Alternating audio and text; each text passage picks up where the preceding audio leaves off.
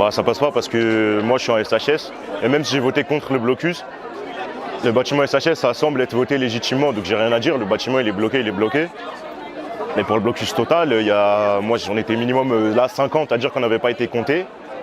On n'a pas vu le comptage, on demande à voir des gens qui ont compté, il n'y a personne qui se présente. Et au final, il y a quelqu'un qui a pris le micro en disant que le blocus total il était adopté à 230 contre 180.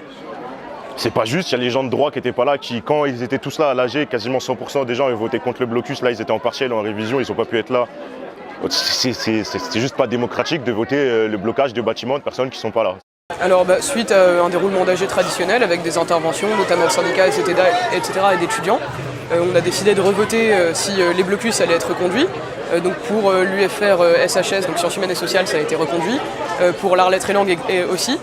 Et du coup, il a été décidé de voter le blocus complet.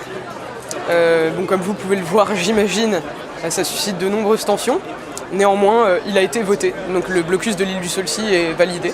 Alors en fait, ce qui est intéressant de voir, c'est que l'administration et la présidence de l'université essayent de faire croire que nous bloquons les cours, nous bloquons les partiels, etc. Or, le blocus, c'est un de nos moyens de revendication, comme un peu partout en France en fait. Mais on a démarré, on a demandé des locaux, on a demandé des négociations qui n'ont pas abouti. On veut créer, et on a commencé à le faire, une université libre, une université populaire, où on a des cours de professeurs qui viennent intervenir. Et on est pour le fait que les partiels puissent se dérouler dans les meilleurs délais possibles.